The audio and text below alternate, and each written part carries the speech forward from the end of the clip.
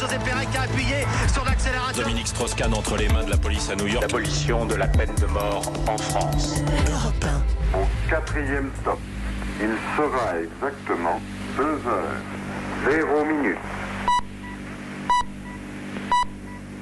L'horloge parlante. Bonjour Pauline Jacot. Bonjour à tous. L'horloge parlante qui nous rappelle qu'à 3h du matin ce dimanche, il sera 2h. Nous passons ce week-end à l'heure d'hiver. 1 heure de moins, mais 1 heure de sommeil en plus. Donc, heure d'été, heure d'hiver. C'est une histoire mouvementée, Pauline, qui commence au XVIIIe siècle. 1784, Benjamin Franklin évoque dans le Journal de Paris la théorie de l'heure d'été pour économiser l'énergie. Mais la mesure est largement ignorée dans une France agricole qui vit avec le soleil. Il faudra attendre 1917 pour que l'heure d'été soit votée. Sous l'occupation, les Français subiront ensuite l'heure allemande, puis l'heure d'été refait surface en 1976. La crise pétrolière est passée par là. Valéry Giscard d'Estaing parle aux Français. Il est donc sage de renforcer notre marge de sécurité collective en modérant dès à présent nos consommations individuelles. J'indique par exemple que nous serons conduits à fixer une heure de printemps, une heure d'été, pour mieux faire coïncider le jour et la journée. L'heure d'été, surnommée l'heure Giscard, est appliquée dans la nuit du 27 au 28 mars 1976 et à peine adoptée, elle divise déjà les Français. Ça nous fait gagner du soleil, c'est tout, c'est déjà pas mal, pour le week-end surtout. L'horaire d'été ? Oui.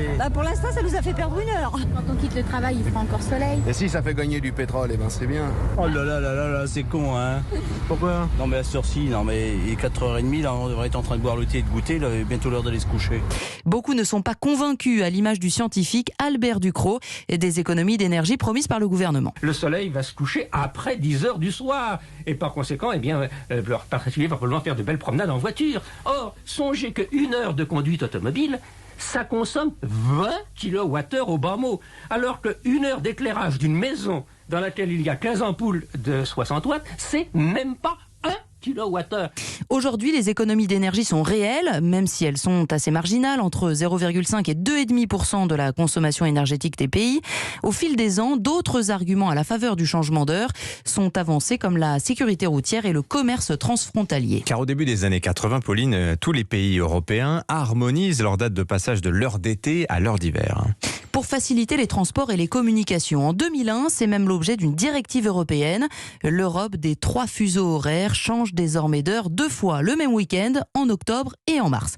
Mais les années passent, les débats continuent, perturbation des rythmes biologiques, des activités agricoles.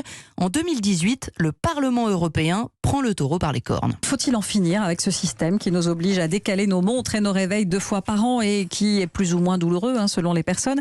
Eh bien, les députés sont d'accord pour dire qu'il faut étudier sérieusement la question. L'Europe propose d'abandonner le changement d'heure et laisse 2 ans aux États pour choisir entre heure d'été et heure d'hiver. Moi, je suis bien pour l'heure d'hiver. Ah non, moi je préfère l'heure d'été, les journées sont plus longues. Oui, mais bon, pour le sommeil, c'est moins bien. On n'a pas besoin de fermer les volets à 7h du soir. Profiter du balcon quand il fait beau. En France, en Europe, personne n'arrive encore à se mettre d'accord. Ce changement d'heure ne sera donc probablement pas le dernier. Effectivement, merci Pauline Jacot.